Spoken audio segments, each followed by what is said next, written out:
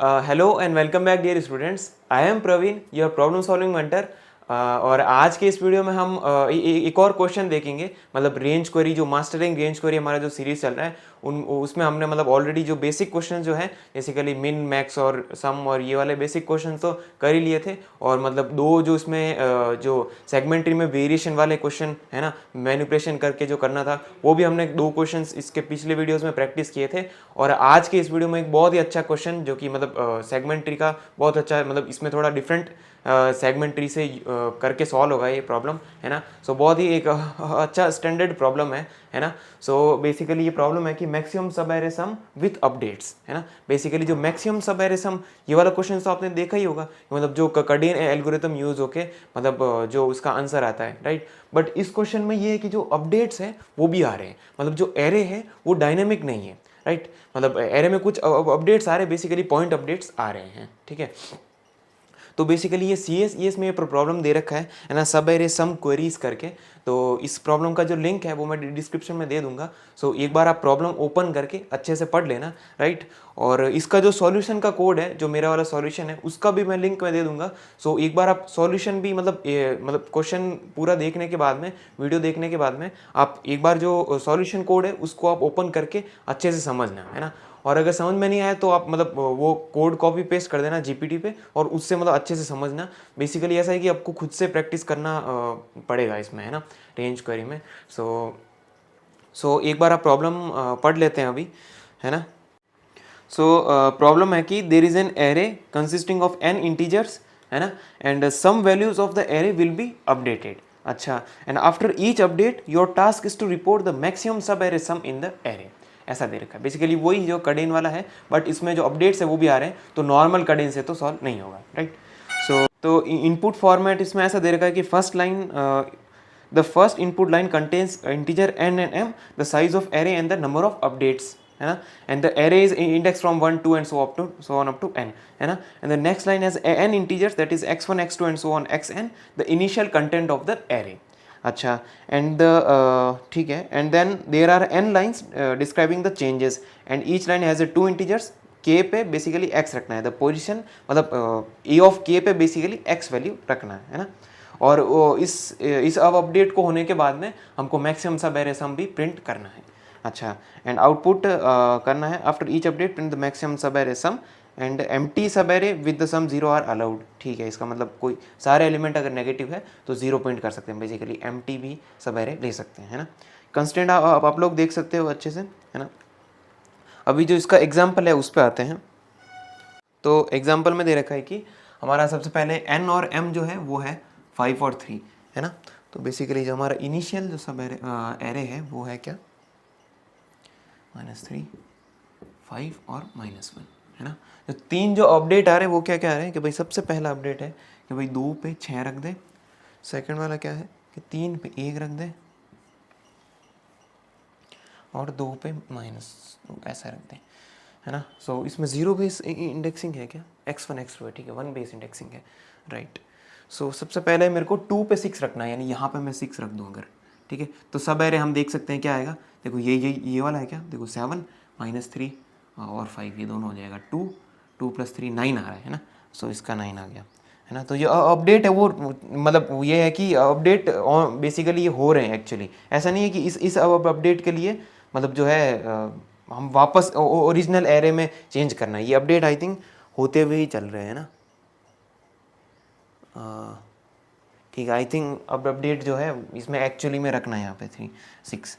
सो 3 पे 1 रख दिया। अच्छा, यहाँ पे 1 आ गया, तो देख सकते हैं 1 2 7 7, और ये 13 आ रहा है, 13 नेक्स्ट में, और इसमें कह रहा है 2 पे -1 रख दो, यहाँ पे -1, तो देख सकते हो 11 आ रहा है। तो यही है क्या, हाँ सॉरी 6 आ रहा है, हाँ सॉरी, तो इसका सॉरी 11 नहीं होगा ना, मैंने वो 6 मान के चल लिया था। तो 2 पे देख सकते हैं कि कौन सा वाला है मैक्सिमम, ये देख सकते हैं ये 6 आ रहा है ना। तो बेसिकली ये है, मतलब 9 13 और 6, 9 13 और 6, ये है बेसिकली, समझ गए ना, सब एरे सम है। अब इसका जो बेसिकली कडेन वाला जो ब्रूट फोर्स है, आप वो अब लिख सकते हो कि हर बार जो एरे को चेंज करना है एक्चुअली में, और बाद में कडेन चलाना, तो m × n में तो हो ही जाएगा, राइट। सो अब जो सेगमेंट ट्री वाली जो अप्रोच है बेसिकली इसमें कैसे कैसे करेंगे इसको सॉल्व, तो इसके सेगमेंट ट्री लेके करना पड़ेगा। तो इसकी जो सीधा अप्रोच है वो डिस्कस करते हैं। तो इसकी जो अप्रोच है वो भी देखते हैं, ठीक है। तो ये जो एग्जांपल दे रखा है इससे ही देखते हैं। सो बेसिकली एग्जांपल ये है कि ये है, ठीक है, ऐसा है।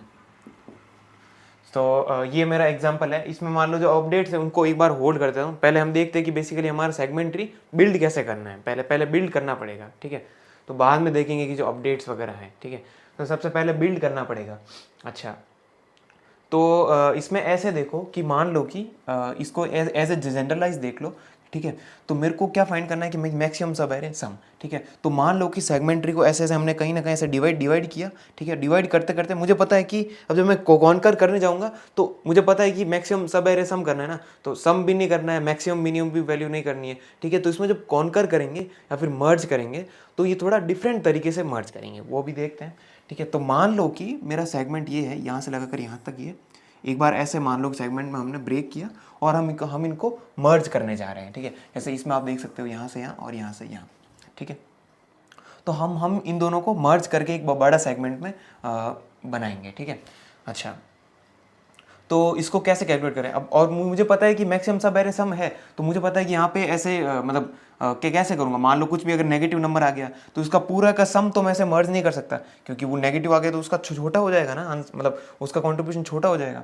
अच्छा, ठीक है। तो मान लो कि यहाँ पे ये मर्ज होने पे मान लो कि छोटा आंसर बना रहा है ना। मान लो कि ऐसा कुछ छोटा आंसर बना रहा है, मतलब बेसिकली ऐसा है कि इस पार्ट का मैं कुछ इस पार्ट का सारा कंट्रीब्यूशन नेगेटिव में आ रहा है। मान लो कि इसके सारे एलिमेंट जो नेगेटिव है, ठीक है। तो इसमें से कुछ ना कुछ सारा आंसर जो इसी में से जा रहा होगा, ठीक है। और ऐसा कैसा इसके लिए भी हो सकता है कि भाई हो सकता है यहाँ पे सारे एलिमेंट्स नेगेटिव हो तो मेरा आंसर यहीं से जाए बस, ठीक है। अच्छा, तो मैं वो वाला जो भी वेरिएबल, तो मुझे पता नहीं कि वो हो भी सकता है, इस यहाँ से कुछ कंट्रीब्यूशन जाए और वो मैक्सिमम आंसर बना ले, ये भी एक ऑप्शन हो सकता है।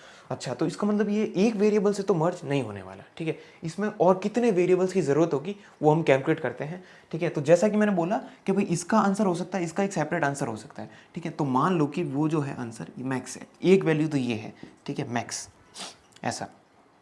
अच्छा, तो मैं कॉन्कर जब करने जाऊंगा तो इसका तो कह दूंगा कि या तो भाई ये हो सकता है कि जो मैक्सिमम ऑफ इसका बड़े वाले का, ठीक है, ये मर्ज होने के बाद में मैक्सिमम ऑफ इसका इज इक्वल्स टू एटलीस्ट, मतलब ये होगा कि भाई मैक्सिमम इतना और मैक्सिमम इतना, ये हो सकता है। पहली बात तो ये, अगर इसमें सारे नेगेटिव और सारा कॉन्ट्रीब्यूशन इससे आ रहा है या फिर वाइस एंड वर्सा, ठीक है।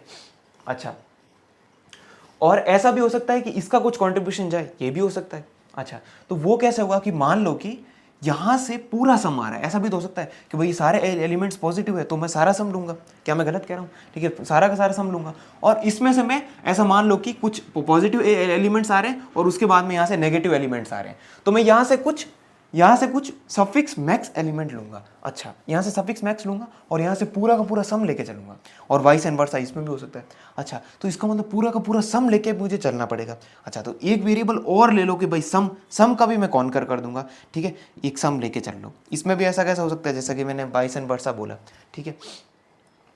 अच्छा, अब देखना, तो मैंने बोला ना इसका सम और इसका मैंने कहा कि सफिक्स मैक्स ले सकता हूँ मैं, समझ में आ रहा है, सफिक्स मैक्सिमम ले सकता हूँ।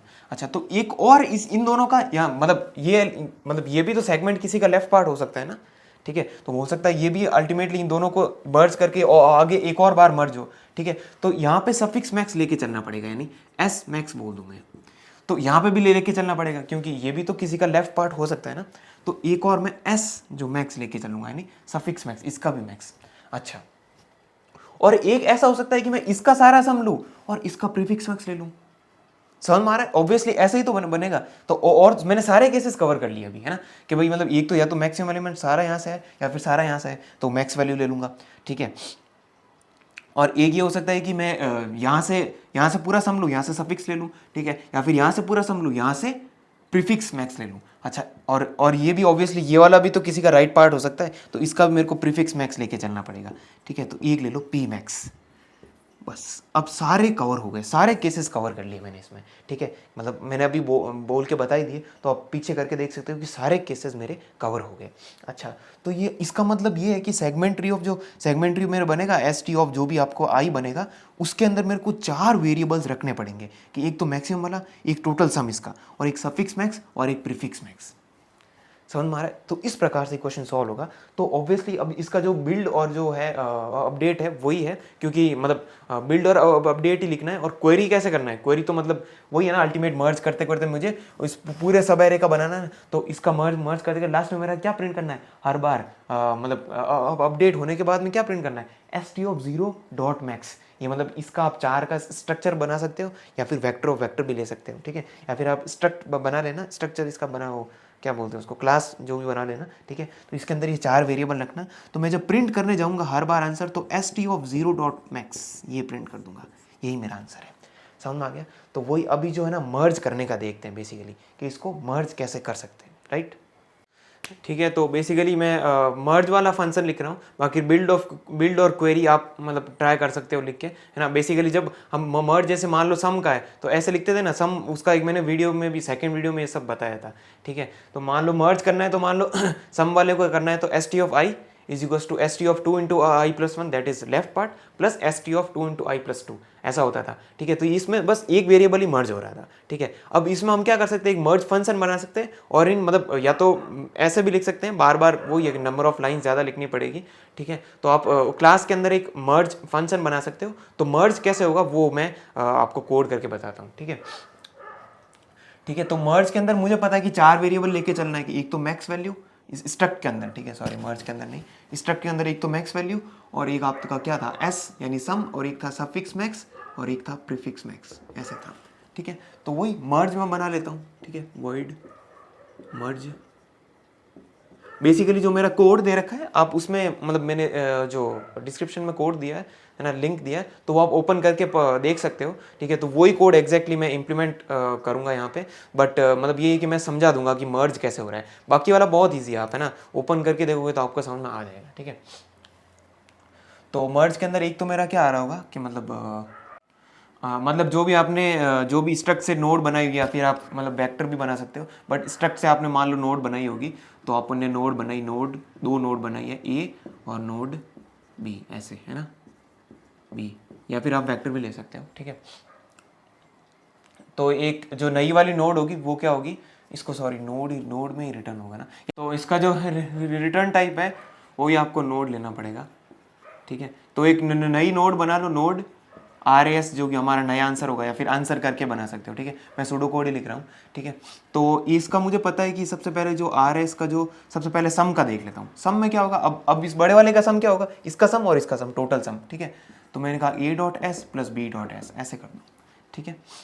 अच्छा, और इसका जो अब नए वाले को मर्ज करने के बाद उसका भी तो 4 वेरिएबल बनेंगे ना, ठीक है। तो उसका आप बोलो कि मैक्स वैल्यू बाद में देखेंगे। सबसे पहले देखो प्रीफिक्स मैक्स क्या होगा, नए वाले का जो नया वाला बना उसका प्रीफिक्स मैक्स क्या होगा, या तो मेरा ए वाले का प्रीफिक्स मैक्स, ठीक है, या फिर इन दोनों का मैक्सिमम ऑफ, ठीक है, ए वाले का मैक्स, या फिर ए वाले का पूरा सम प्लस बी वाले का प्रीफिक्स मैक्स, बी वाले का प्रीफिक्स, सही है, ठीक है। और इसका सफिक्स मैक्स क्या होगा, मैक्सिमम ऑफ इसका सफिक्स मैक्स, यानी यहां से लाना है। अच्छा, ये होगा कि भाई बी का या तो सफिक्स मैक्स, या फिर बी का टोटल सम प्लस ए का सफिक्स मैक्स। समझ आ गया? मैं जो लिख रहा हूँ एग्जैक्ट आप लिख के देख लेना, ठीक है। और इसका जो नया वाला वो क्या होगा भाई, जो मैक्स वैल्यू क्या होगी, या तो आप देख सकते हो कि भाई या तो मैक्सिमम ऑफ 3 आएगी, या तो ए का मैक्स में आ सकती है, या फिर बी का मैक्स से आ सकती है, या फिर आप ऐसे कर लो कि भाई जो बी का जो बी का प्रीफिक्स मैक्स, ठीक है, प्लस ए का सफिक्स मैक्स। समझ आ गया? बस सारे केस कवर हो गए, बस यही मेरा मर्ज है, ठीक है। बाकी जो बिल्ड और क्वेरी वाला है वो मैंने लिंक डिस्क्रिप्शन में दे रखा है, बेसिकली वहाँ से आप देख सकते हो, ठीक है। तो बेसिकली ईजी है, राइट। सो ये एक बहुत अच्छा प्रॉब्लम था। सो ओके, आई होप आपको समझ में आया होगा। So okay, thanks for watching.